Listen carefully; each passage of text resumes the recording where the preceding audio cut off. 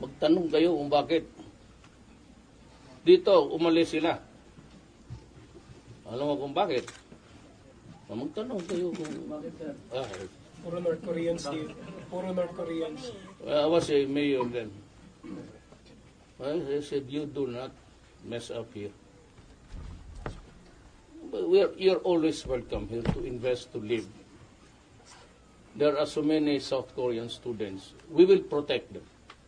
That is our duty. We welcome them to study there. Study here, there, wherever, Cebu, Manila. Because the Indians, they are in droves. So about mga 300. Tapos there was this controversy about their stay here kasi pinipilit sila ng magtira ng dormitoryo nga they have to pay exorbitant fees. So I put a stop to it. Because I said we are duty-bound by international law to protect even nationals. Wala akong problema sa law-abiding Koreans. You will be protected, you will be treated equally as a Filipino. But for those who are into the racket of prostitution, drugs, and everything, kidnapping, you will be treated as just an ordinary criminal, just like a Filipino. You do not enjoy special privileges just because you're a foreigner. Ano ba? On a lighter note daw, sir. Right na naman daw, sabi ni Basti. No, I am not against the affairs of my... Sa edad na yan sila. Wala ako. I was just trying to raise, not actually Basti, but I told them, I told the Crown Prince na, mag-uwi ka naman minsan-minsan. May problema ka, may anak ka, tapos kinuha ko na nga, itabi ko yung bahay na maliit doon sa bahay ko. Doon ko nilagay. Because the father is not always at home. He's on surfing. Sabi ko, naawa ako sa apo ko. Apo ko eh. Naturalmente, loyal ako sa nanay. Apo ko, yan ang nanay ng apo ko eh. Ngayon magtanong ako na, saan papa mo? Trabaho. Saan? Love mo, papa mo, pati mama. Mama lang. Kasi hindi nakakilala ng tatay. Ako naghiwalay kami sa asawa. Alam nilang butang. But when my wife went back to the States, kinukup si Inday, pati si Basti, dinala ko sa Manila. Sabi ko, dito kayo sa akin. So mag-aral kayo. Sabi ko, pinaaral ko. Isang eskwelahan na lang. Yan mga eskwelahan ko, diyan kay San Beda. Ngayon, Basti, tapos ng San Beda, pati si Inday. Hindi siya nagtapos dyan, San Sebastian, but she stayed there until 14. Pero hindi yan nag-review dyan sa San Beda. Ewan ko kung anong nagalitan. I was not moralizing. Pati ako nga eh. Who am I to criticize na?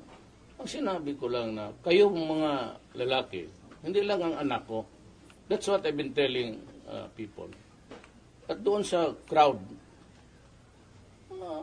ano na yung mga anak niyo? Kasi hindi lang yan, marami dito mga lalaki. Sa mga ulol. Mag-anak ng 3, 4, tapos iwanan niyang asawa, magsama sa ibang babae. Gawain mo kay ina yan pag hindi kita binaril.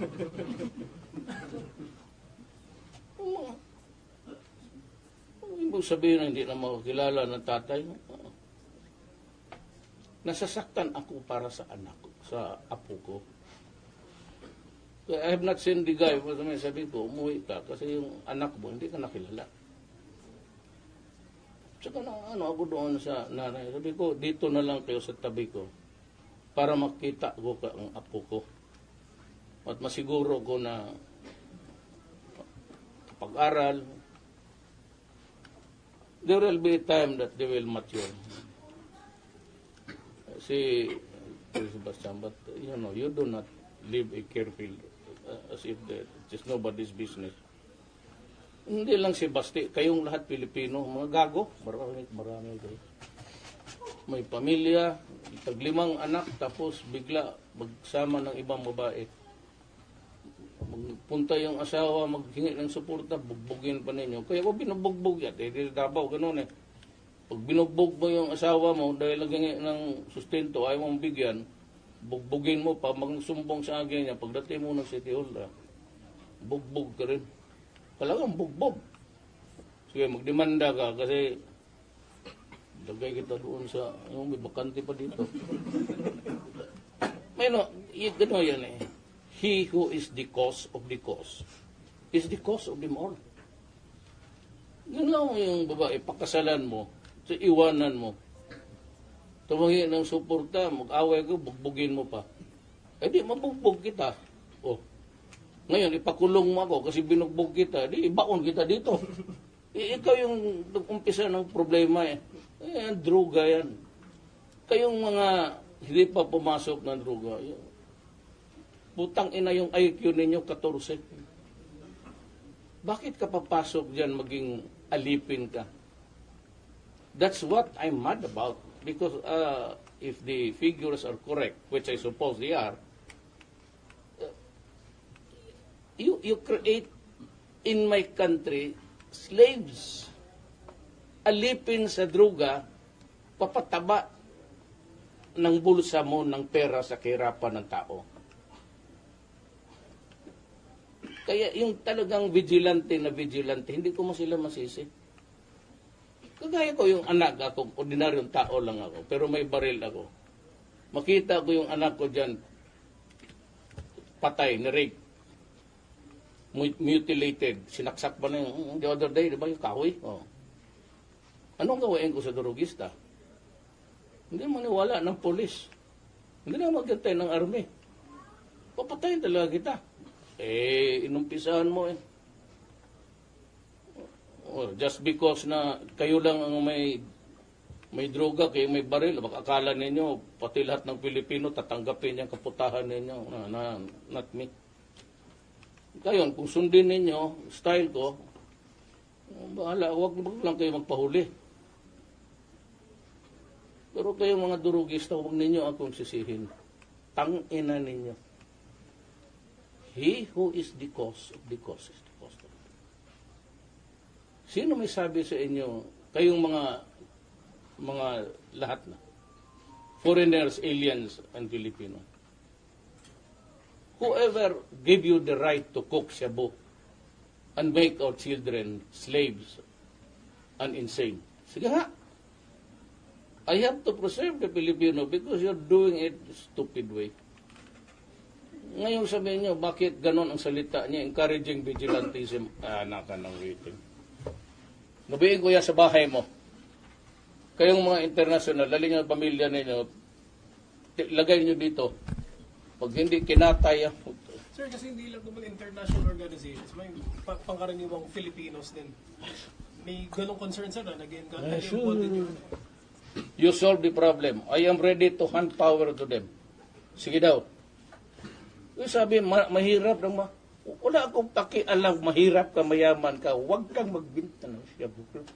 Sinasira mga bayan ko. It is you and my country. It is you and the people that who voted for me to serve. It was I who made the promise, the solemn promise during the campaign, that I will destroy drugs and stop corruption in government. So kayong mga pinaalis ko sa gobyerno, kayo yan. Hindi ako. I'm just complying with my promise to the people of the Philippines. Ngayon, binoto ako, nanalo ako, by the millions ba ang lamang ko, anong ibig sabihin? Gusto ng Pilipino. Kasi desperado na. Hindi na makauwi ang mga anak nila, matulog na doon sa bahay ng saan-saan para hindi na makauwi kasi nandiyan kayo dyan sa daan. Kaya kayo, do not stay out. Kayong mga nandyan sa whatever, slum area, Forbes Park, huwag kayong mag-istambay dyan sa daan. At saka mag-inom kayo dyan that's a public place. Pag yung mga kanto-kanto, pagpasok, nandiyan kayo nagiinuman. Tapos pag may magdaan, hingin nyo ng pera o painumin ninyo ng pilitan.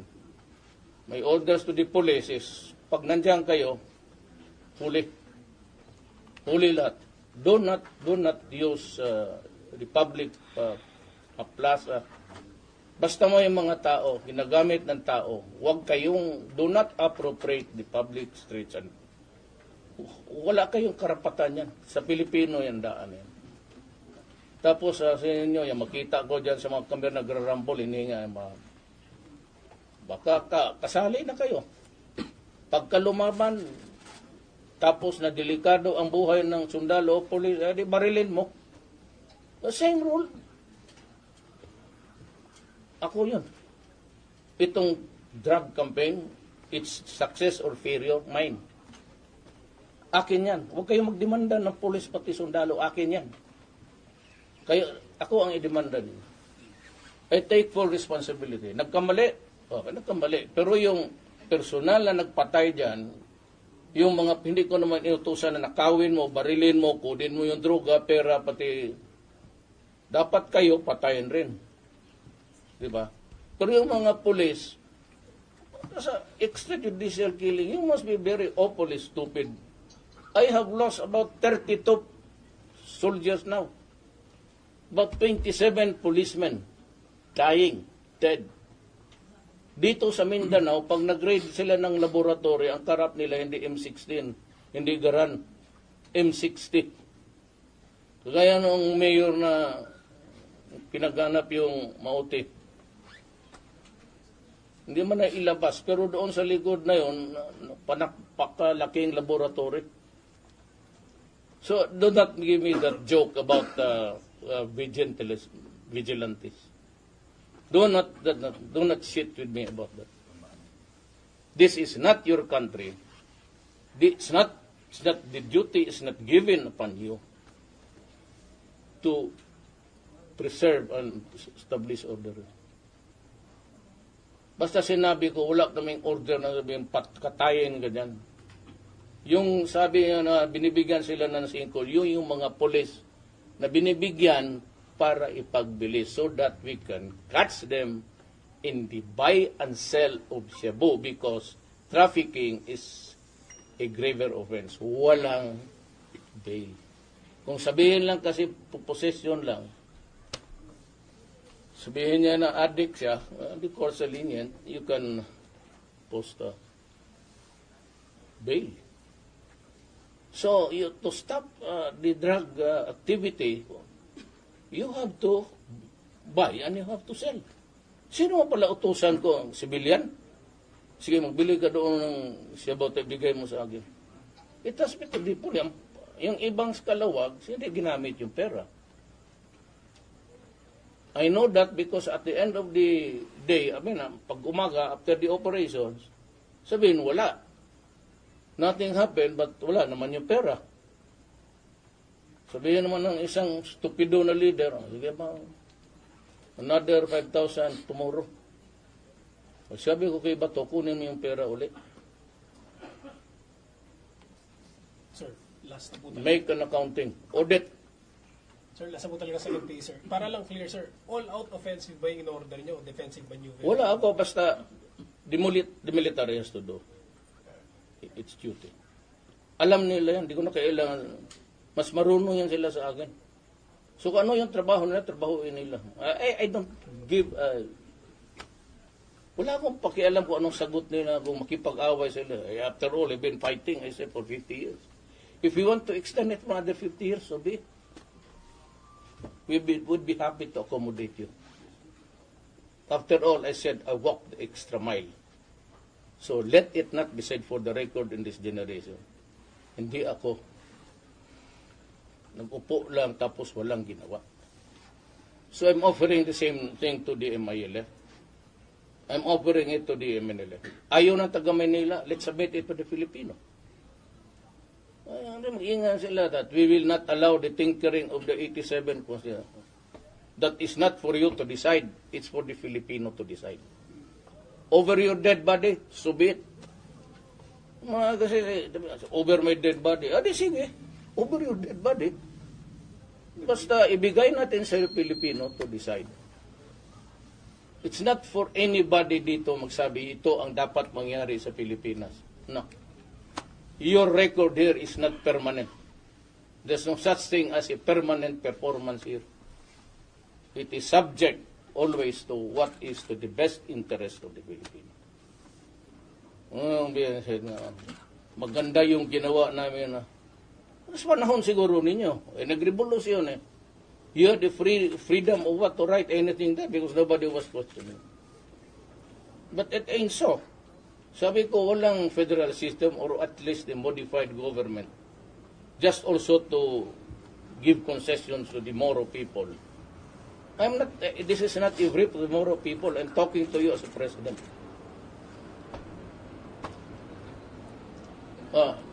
Aeroplano, yun, uwi na kayo. Sir, wala pa kialam yan. There was this forum na I will decide what is to the best interest of the nation and submit it to the people. If the people of the Republic of the Philippines says that tama sila, then reject it. If you think that it is the only saving grace for us, then accept it and embrace it. And accept the fact that dalawa dito, the Moro, which is Islam, at ang mga Kristiyanos. The only way is to understand each other. So I'm telling everybody, shut up. Do not talk about religion. At itong mga slur na baboy-baboy, stop it. You will just be promoting violence in this country. Kaya ako stricto dito sa Davao yung ganon. Hindi, I will not allow you. Talagang upakan kita. Ang behavior mo could always contaminate the others. It's not because that you have this right to express. You commit a slur, then you create a violence in the community. Diba? So, sinabi ko sa iyo, ayaw mo naman maniwala. Yung wires natin na... Pitan.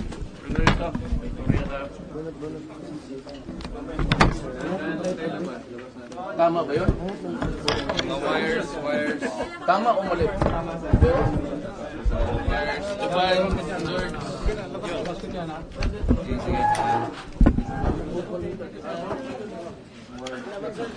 Dahan-dahan na tayo. Ayun to. Mel. Hindi na ko. DMNG.